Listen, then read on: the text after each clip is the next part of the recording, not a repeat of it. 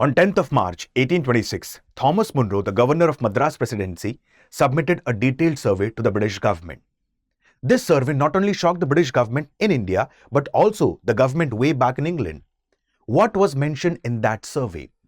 Did the temples of South India during the time of Britishers acted as a nuclei and the focal point of the primary education, skill development and vocational training? Did the world or was the world getting introduced to the new or unknown facts about India? Let's explore about this in today's short video. Hello everyone, hi, this is Alok Ojha. Welcome to StudyIQ IAS English. If we speak about the geographical dimension of the Madras Presidency at that time, precisely speaking, Britishers had created three important presidencies in India: Madras Presidency, Bombay Presidency and Bengal Presidency. The credit for creation of Madras Presidency goes to a British officer whose name was Sir Francis Day.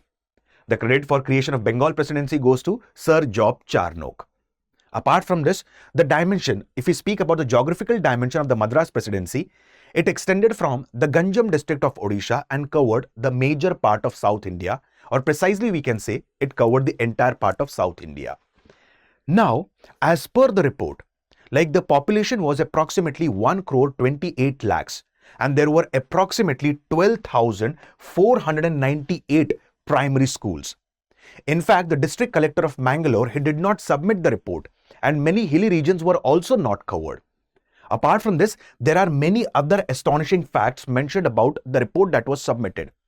One such fact was, most important, that for every 1,000 population, there was one primary school. Apart from this, it is a very astonishing fact that many Indians are also not aware about this. 24% of the students, they came from Brahmin, Kshatriya and Vaishya community. On the other hand, approximately 65 to 64% of the students, they came from the downtrodden section of the society. This completely shattered the notion that Brahmins had dominated the education system. So that was mentioned specifically in the report that was submitted by Thomas Munro. In fact, now the question that comes up here is, why did Britishers conduct such a detailed survey? Because the major intention of the Britishers was to plunder India, to loot and to pillage. On the other hand, why were they conducting a detailed nationwide survey across Bombay, Calcutta, Madras, Bihar and Punjab? Now there were certain reasons behind that. And what were the reasons? Let's explore about them. Whatever developments that have been made by the Britishers in India, initially it was not at all for the development of Indians. Let's, for that sake, take an example about this development of railways. Although Indians got benefited out of this at a later stage, but initially it was just to boost the British economic interest. Similarly, the development of education, initially was not because for the development of Indians or not for the development of Indians. It was basically to feed their own personal interest. By 1830s, Britishers had established, specifically themselves, across the major part of India. 70 to 80% of the India was under the control of English East India Company. To be very precise, it was under the control of Britishers.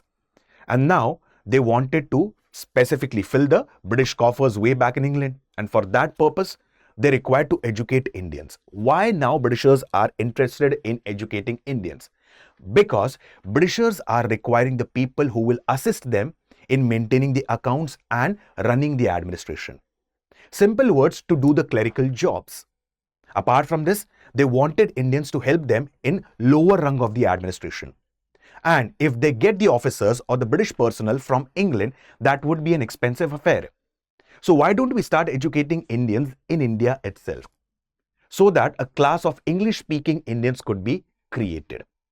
Now, the Britishers were also very astonished, and they were also, specifically, they were astonished and surprised to know about that India has been attacked multiple times. We have studied that in medieval India, that Mahmud of Ghazni had raided India for the 17 times.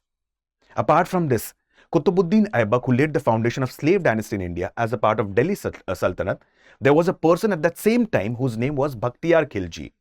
And Bakhtiyar Khilji is known for destroying many universities at that time, such as Nalanda University, Vikramshila University, Udantipur universities and many such universities. So, many invaders, many plunderers who have destroyed the culture, the assets of India, still the education system of India is so robust. So Britishers were very astonished and surprised about this. So what all things have been mentioned in the report? Let's understand about this. Traditionally, specifically, there was a temple in every village, and 35% of the land, it belonged to the temple. And it was a rent-free land, or it was a revenue-free land. Simple words, temple did not have to pay any kind of the tax to the government. Apart from this, these temples used to sponsor the pathshalas. They used to sponsor the gurukuls and the mutt. And they were the epicenter of learning at that time.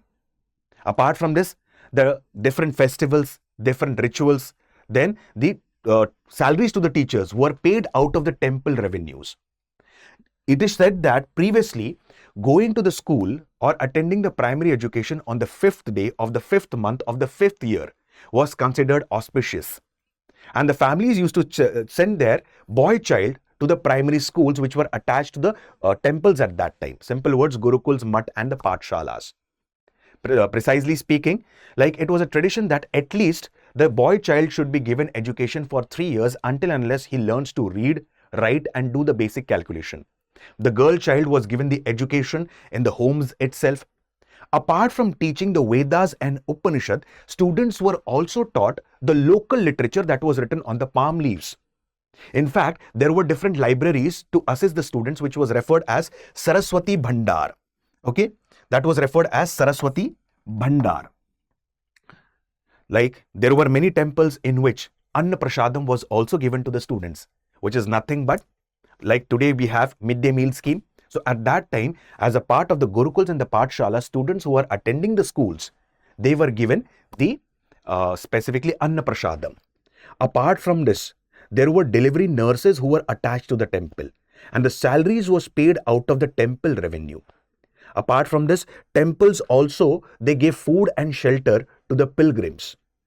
It is also believed that these temples were involved in regional development functions such as irrigation projects, building and maintaining the canals, then post-disaster relief and mitigation. And all of this was done from the donations that they got from the different pilgrims. Correct? So the first thing that the Britishers had to do now was to hide this report. Why?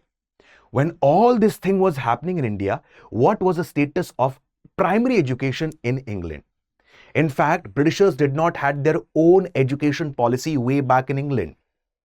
I'll give you a very simple example. When the factory workers used to go to work on the plantation fields or whenever they used to go to work at a particular place, they used to leave their children in a particular room.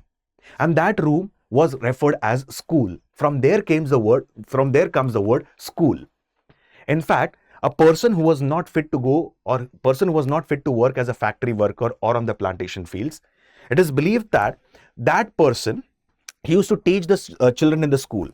There were certain grammar schools, but these grammar school only had the access to the children from the well-to-do families because the fees was quite hefty. And as I've told you, the first thing that the Britishers wanted to do was to hide this report. Okay.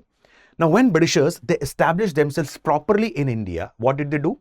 They reduced the donations that were given to the temple or the lands that was granted to the temple from 35% to 5%. And all this data or all this statistics has been mentioned in the beautiful tree.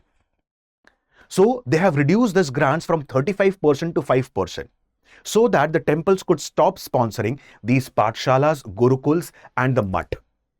Then comes specifically Thomas Babington Macaulay. And Thomas Babington Macaulay came up with a different educational setup.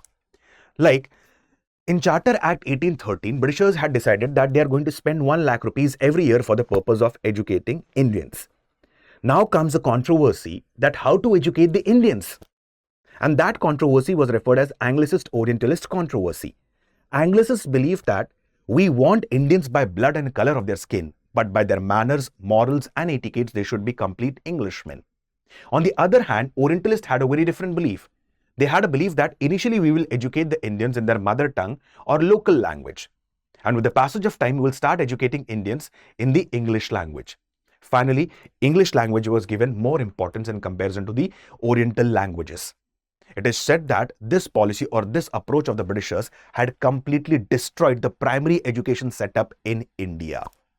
Apart from this, like every one of you know this, that M.K. Gandhi had initiated his famous Dandi Yatra before launching the civil disobedience movement.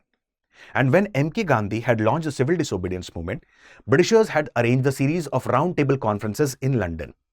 Congress did not participate in the first roundtable conference, and Congress did participate in second roundtable conference. In fact, M.K. Gandhi represented Indian National Congress in second roundtable conference. Apart from highlighting the various issues that were facing the country, M.K. Gandhi also highlighted one important fact, that the policies of the Britishers were responsible for destroying the primary education setup in India. Because temples of South India at that time acted as a nuclei and the epicenter of primary education, skill development and vocational training. So, the policies of the Britishers were responsible for destroying the primary education in India. My friends, I have a very simple question. Specifically, the question is, do you think so? Like there was a report in 1944 which was referred as Sargent Education Report. And as per that report, it is mentioned that we are going to bring universal literacy in India in the coming 40 years or 4 decades. Do you think so? If Britishers could have ruled for a bit longer time, did India or would India be 100% literate country? Please answer in the comment section. My friends, StudyIQ IS has come up with GS Foundation P2I batches for 2027, 2028 and 2029. The batches are completely based on SMART model. As a part of SMART model, structured classes are there wherein the students would be taught the basics first, followed by the foundation, and finally the students would be taught the advanced. Then comes the mentorship. Like a mentor would be there who would be guiding you throughout your journey for civil services preparation. For example, how to make a proper timetable, how to frame a proper answer, how to go for an introduction, main body and conclusion. Then, I usually keep on saying in my sessions, revision is the key for everything.